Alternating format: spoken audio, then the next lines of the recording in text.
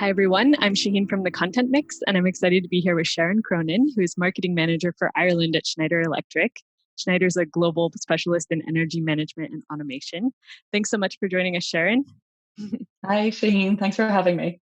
Yeah, it's great to have you here. So just to start out, can you just introduce yourself kind of in your own words and tell us a bit more? Sure. Well, my name is Sharon Cronin. I'm from Ireland. I've been working in marketing for about over 15 years, probably primarily within the B2B technology space. And I probably have a very strong passion for content, which is what leads me to you, I guess.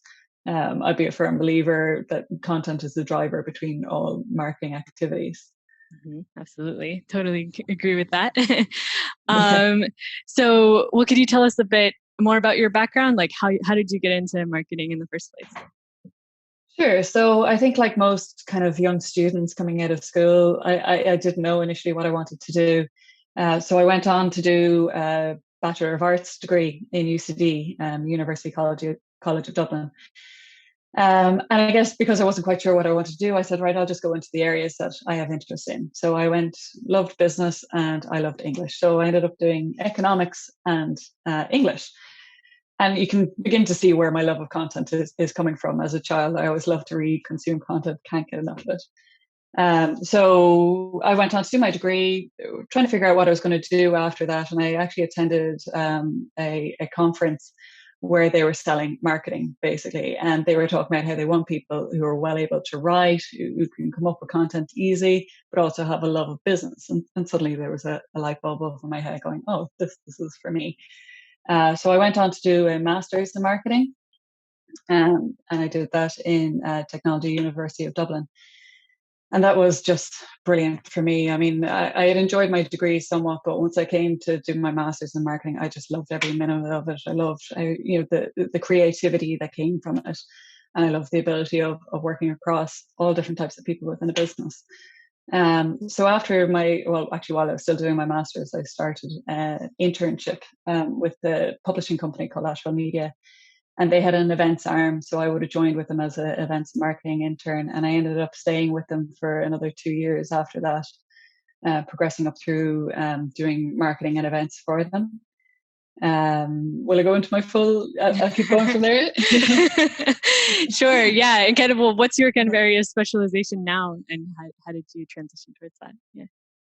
So I've always been a bit of a general marketer, but very much a business to business one. So I've worked in several technology companies over the years, and it's always been a business to business type scenario until my recent role that I've just changed and moved into Schneider there at the end of the last year, which is now in energy automation. So it's a great challenge for something different. But even still, within each technology space, it was always a different area. So the last place I was working for would have been insurance software solutions. So I love to learn. I love coming across different products and solutions and how we can translate that into what our consumers are looking for. And I'd be a firm believer of to drive marketing, we need good content. So whether that's going out in the blogs and the press releases, it's in everything that we do. And I think for marketing to be successful, we are the influencers. We're not going to make the sale. That's what the sales team are there for. We work with the sales team, but we're giving them the content and the resources to back up what they're doing. Okay, so now you're working for Schneider Electric, which is a really huge company. Could you tell us a bit more about like your specific role, what you're responsible for, and what area of the Sure. business you're working in? Yeah. So I'm marketing manager for Ireland. So with that, I am sitting on the zone marketing leadership team for UK and Ireland, and I would also sit on the Irish country management team. So my role within those, both internally and externally, is to act as the voice of the consumer from the Irish market, to act for our customers and to be continuously trying to localize everything and bring that message to the Irish market.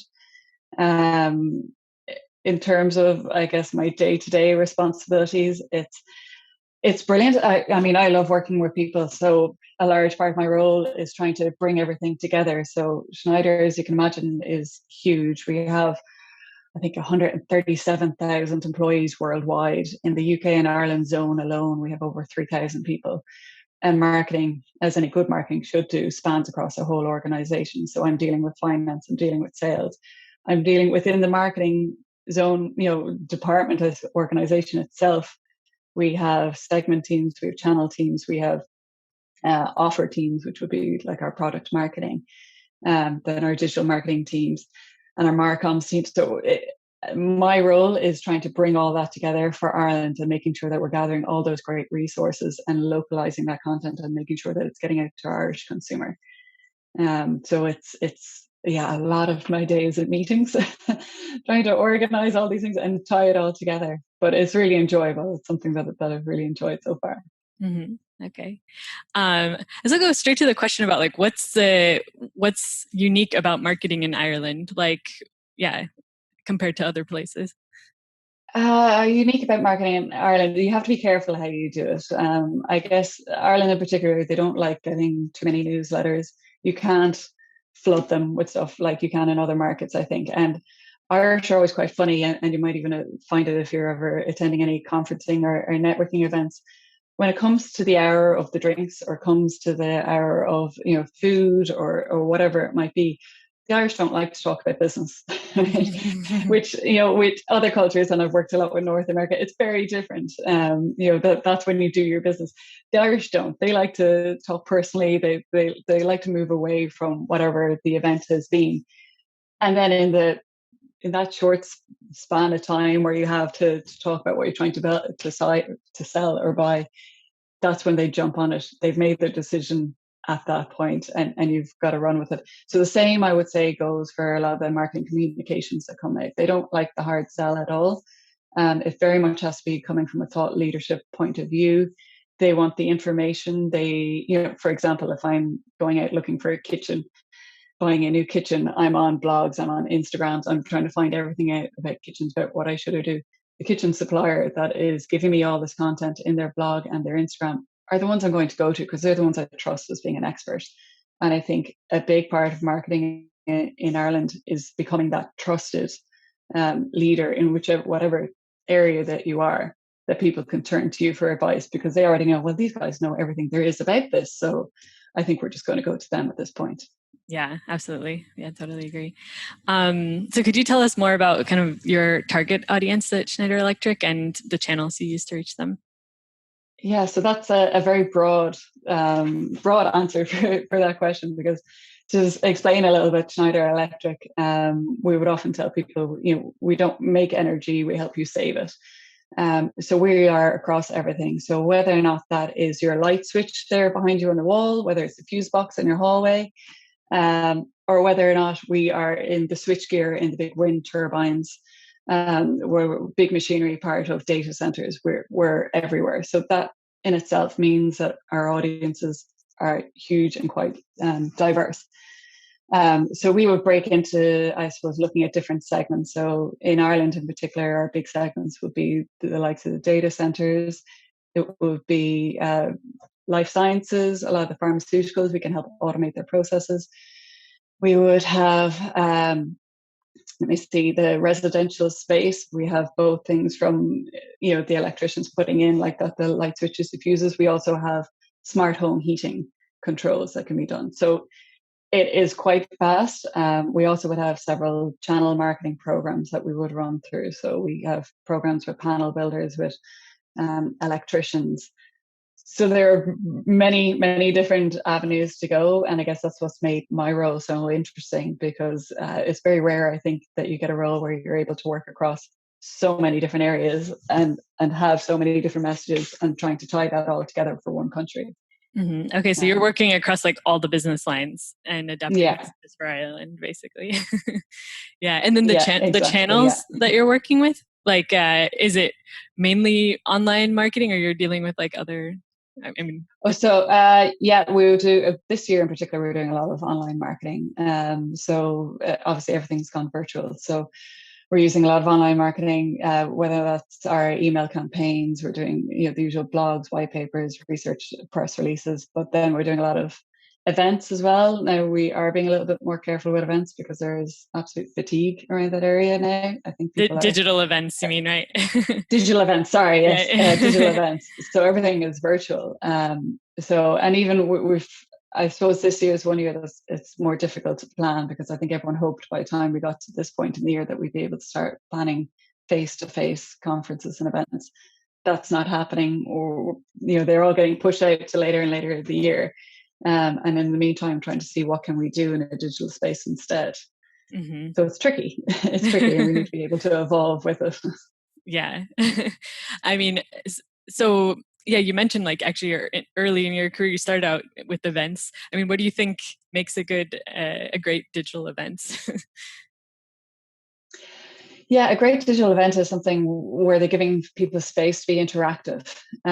So I think it's very important that there's a good panel discussion going on. First, I mean, obviously, first and foremost, you need the good content to get going. But I think you need to have a real think about what the speakers are discussing, whether or not it's relevant to the market that they're bringing it up to. But then as well, have those questions ready if you do have another panel speaker there, that in case the audience are slow to start going, think what are the things that are going to start the conversation going. In all of our events, we would always have very active chat boxes set up. And we would always have someone there ready to answer questions straight away, even if the speaker is still speaking, so that that conversation continues. And then trying to bring that message over to social media as well and get people talking and interacting there. It's definitely more difficult. It's not the same as face to face. You don't get that same networking, that easy talking. And I've seen a few different solutions of people trying to set up a kind of virtual networking room, and it doesn't work as well as it does face to face, unfortunately. But it's something that we need to keep trying to change and evolve and look for those new technologies, see Mm-hmm. what can we do that's going to be different and make it a bit more interesting for people. Yeah, definitely. Um, so so I wanted to ask just like kind of what's important to keep in mind when it comes to content marketing in your industry in particular, and also I know you've worked in other industries, so just curious how it compares to other industries you worked in. Yeah, I mean, good content. What is good content? I guess it's something that's going to be relevant to the consumer, and a big thing, and probably one area where I think you can never go wrong is when you focus your content on regulation. Now again, that's coming from a B2B point of view. So even in my last role, we would have done an awful lot around regulation. Anytime that was changing and updating, and with the UK, they had an awful lot of regulation, whether it was auto enrollment or Dior or different things that were coming in all the time. And that was great for us because it meant we were able to create new, interesting content all the time.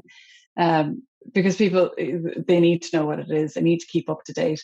They don't have the time to go read the long report, 500 page report from the government.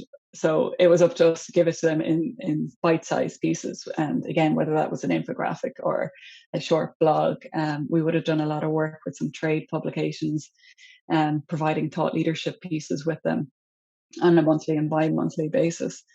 And we would have focused, I think the regulation content, without a doubt, was always the content that scored the most and got us the most conversions. Um, Everything else is a little bit of a harder one, but I think you can't go wrong if you're informing and educating. You're not going to go wrong with your content. Yeah, absolutely. And is there opportunities for that in what you're doing now and the Yes, absolutely. For example, the electrician space, the electrician standards are very different, and that's something that we have to be careful with when we're marketing in Ireland versus in the UK. So we would be rolling out different campaigns for the electricians in the UK space, but the regulations and the IE standards are different in Ireland than they are to the UK. So that means we have to make sure that that message is different. And within all, at the moment, we have an ebook for electricians to start and run their own business, and it's giving them a full run over how to manage their taxes and everything. And this is the content that we need to make sure, well, it's a brilliant piece of content, we have to localize it for the Irish market. So that's everything from making sure the standards that are discussed within that ebook is correct. And small things, even like public holidays, different things you wouldn't even think about that would go into this, need to be localized when you're bringing it. Otherwise, it's just not relevant to them, and they're going to lose interest. Yeah, absolutely. Yeah. It's actually endless content possibilities there for companies to like operate across Europe and have so many different regulations to deal with in different Yeah. places. Right? So I wanted to ask just about an example of a campaign or a piece of content that's worked really well for you. Yeah. Yeah, so probably one of the biggest things that stands out in my mind was when I was working with Exacts, a software solution for insurance industry. And we would have done a big piece of work back in 2016 where we decided to reposition the whole company as a SaaS provider. So now allowing our customers to buy our solutions on a subscription service and in the cloud. This was, I say, 2016, and you kind of go, oh, I think that's been around for a while. For the life and pensions, this wasn't where they were. We were very much ahead of the curve for this. So there was a big educational piece that went along with it. We knew it was coming. We knew they were all going to have to do it. They were reluctant to do it. So probably in the 6 months before we made our announcement, we built up a bank of content, educating them and teaching them why going to the cloud can be secure, how we could, safeguard their data, how it will make their customer service better by giving them 24 access, allowing their customers to become more self-sufficient. The bringing the life and pensions to a SaaS solution or a SaaS offering, which is going to revolutionize them. It was going to make their business better from end to end, more efficient. It was going to save them money. It was going to make their customers happy. But there was a reluctance to do it. So we would have built up a bank over 6 months of different thought leadership pieces, whether or not they were blogs, the trade publications that I've mentioned. We did a big white paper around the typical build versus buy scenario, but then showing the results that people were actually getting by going to subscribe on the cloud side. So this content was all built up. So then by the time we finally released and announced that we were in fact moving all of our solutions to a SaaS offering, we already had the bank of content there. So when people came to us and said, oh, they're doing this, oh, well, if they hadn't already heard that we've been talking about this, there was now a bank of information there. So when they finished the press release, at the end of it, it was, would you also like to download this white paper? So immediately we were capturing their details. We were getting their opt-ins. Once they downloaded that white paper, we were able to go, oh, well, actually, you might also be interested in this blog or this industry article we did about the same topic, which I see, you're working for whoever, this is more relevant to you. And we were able to email it off to them. And it was building up that whole customer journey. And I think that's a big part. I mean, I'm a firm believer of inbound marketing, and the whole idea was building up that journey so that we were attracting people into our website, whether it was through our social media posts. We're making sure there was more content there to feed them along the way until we eventually got their opt-ins. Then we're able to provide them with more content. And then as we're beginning to see they were getting it from a warmer to a hotter lead, we're able to pass it over to the sales team to take action and go, guys, look, I see you've been very active on our website. You've downloaded all this content. Is there something that I can bring you through personally and talk you through it? And it was very successful for us. I have to say, it got us a lot of coverage and a lot of new clients as well. So it was great. But it was very much an educational piece again. And I think content to be good, education, you can't go wrong if you're teaching them or showing them how your business can be even better. Yeah, absolutely. When you first started talking about it, I thought it was for existing clients to educate them on the change, but actually it was for new clients. Or it was both. It was a bit of both, to be honest. Yeah. Nice. Very cool. Well, I wanted to ask, what do you think some companies get wrong when it comes to content marketing? They refuse to localize. And I've seen it happen time and time again where people feel like it's coming from a global message and it doesn't need to be localized. Again, the Irish can be a little bit particular about that. We don't like getting emails and things with the American spellings, which are different. It's small little things, but because Ireland is such a smaller market, it can rub them up the wrong way because, it shouldn't be that hard to localize it. So for me, the biggest mistake that companies are making with content is they don't localize it fully down to those minute little details, whether or not the footer is showing your Irish office as opposed to your UK office or, whatever office it is. It's making sure all those little details are done. I guess a lot of companies have to kind of prioritize what they localize. I mean, what do you think are the aspects that are most important to localize if you have to choose? Yeah, I think like in terms of websites, like I think your website should absolutely be localized to wherever you're targeting, because there's no point people going to a global site and not seeing content that's relevant for them. They're going to come onto it. They're going to go, well, and I often saw it happening in other markets as well, where they come onto it and see a global site and go, oh, that's great. I can see you've done fabulous things over here, but you don't know our market because I don't see any evidence of that within your site. That's the kind of stuff that needs to change. Because they want to know that you know the market. Not only do you know your business, but you know their market, their pain points, and their problems. Mm-hmm. Yeah, absolutely. So switching gears a little bit, like what's your favorite content or social media channel? Let me see, probably LinkedIn, to be honest with you. I think it's just great for getting different, for a variety of different reasons, through networking, through sharing content. And I guess because I'm always coming from a B2B space primarily, that has always been most successful for me. So I think, yeah, LinkedIn, I think it has great features to it, whether or not you're doing your paid media campaigns, whether or not it's just organic sharing, doing our social media, and then reaching out through emails to different people has always been quite effective. Mm-hmm, absolutely. Totally agree. Big LinkedIn fan as well. And what skills do you think are most important for marketers these days? I guess the ability to be always learning, and that's not a specific skill. And I say that because the landscape is changing constantly. From when I first started in marketing, it has completely changed. I mean, everything has gone digital. I remember when I first started out kind of going, oh, wouldn't it be nice if we had a website for this event, and now, you couldn't have an event without having a website. And that was learning those skills through that. So I think marketing has always evolved and changed as I go. And now we've gone to remote working, selling remotely, marketing remotely. I think you have to be willing to change and learn constantly, and always never think that you have it sorted, because when you do, you've lost.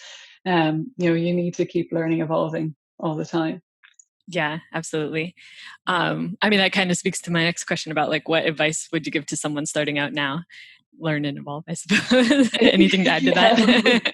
Pretty much. I think be willing to change and learn that things can change at a drop of a hat.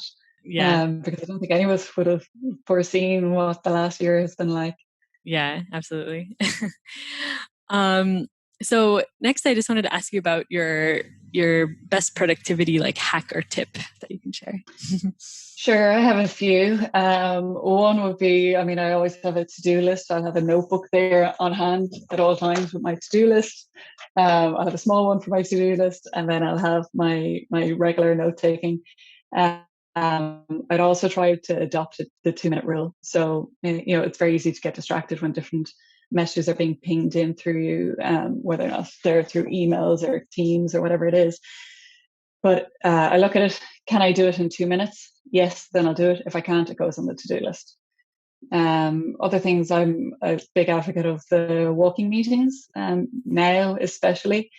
It would have been actually something that we would have done with an ex-colleague of mine back in the olden days, whenever we got the opportunity and the weather was nice. But now I think, especially when everyone's working remotely, I think you need to be able to go for those walking meetings, particularly when you're trying to brainstorm anything or just have team updates, because it forces you, to step away from the computer, that you're not getting distracted by all those little emails and messages that are coming in. But also, for your well-being, it brightens up your day. It gets you thinking again. It gets the blood moving. So I think brainstorming ideas, it could be way better, and to help people bond as well. I just think it's the closest thing you can get to feeling a little bit more normal in this unusual world that we're living in at the moment. So do you like tell everyone this is going to be a walking meeting, and then everyone walks? Yeah. I have. Well, if they can, it doesn't always work, because obviously people have kids at home and stuff, so it doesn't always work. But I let them know that it's optional. So we would have a meeting, a bi-weekly meeting that we have. It's an optional walking meeting. So, if it's lashing raining, I'm not going to tell you to get out and do it. But if it works for you and you're able to do it, yeah, then do it. And then all we do is we simply, if there's any slides or anything that needs to be done, we send it out before or after the meeting, so everyone has it still. But if it works for you, is to get out and do it. And for me, it works. Yeah, that's a good idea. I'm going to steal that one. So do you have a professional role model or source of inspiration? Yeah, I mean, one that I've cited recently, actually, elsewhere, was Anne O'Leary, CEO of Vodafone. I would have gotten to know Anne through the Piranha Triathlon Club in Dublin. And what I've always admired about Anne is she's obviously in such a mega role, being CEO for Vodafone Ireland, but she always makes time for exercise. And I guess this kind of ties in a little bit with the walking piece as well. She's a firm believer of having that work-life balance and realizing that getting in exercise throughout your day will benefit your work, because it's going to help alleviate any stress and get that out and balance you out a little bit. And so that you have a time of the day, which again is difficult at the moment when we're contactable 24 hours a day at this point, the time of the day that's yours and yours alone to get out there and clear your head. And Anne, it's been fascinating to watch her career progress, and she's managed to do all this and continue doing triathlons and Ironmans and different things like that. So I've always found that very inspiring, that no matter what, I could see her in the swimming pool at 6 a.m. in the morning, having known that she's doing a press release with the local government body later that day. So it's been quite enjoyable to see firsthand from that perspective. And Kelly Becker, our new zone president, would also be very much an inspiration to me, since I wouldn't have known Kelly before I joined here, but it's been fascinating getting to know her, see how her career has progressed, how she's took a chance and moved from the States over to Ireland to take over as country president. And she's done so well there that now she's stepped up again to the zone president of UK and Ireland. So I think having these female role models in my life has been really excellent to see, and how they manage to balance and juggle it all has been great. Yeah, awesome. Those are great examples. I'm definitely interested to learn more about them. Mm-hmm. And well, so next just wanted to ask you about any other resources or any resources you recommend for marketers, maybe to keep up to date on trends or to continue learning. Yeah. I mean, I recently, last year, I would have taken part with the Product Marketing Alliance, and I would have done a product marketing certificate. And I just was blown away by the content that they had. They were unbelievable. The course in itself was excellent, but then their continuous learning with them is absolutely excellent as well.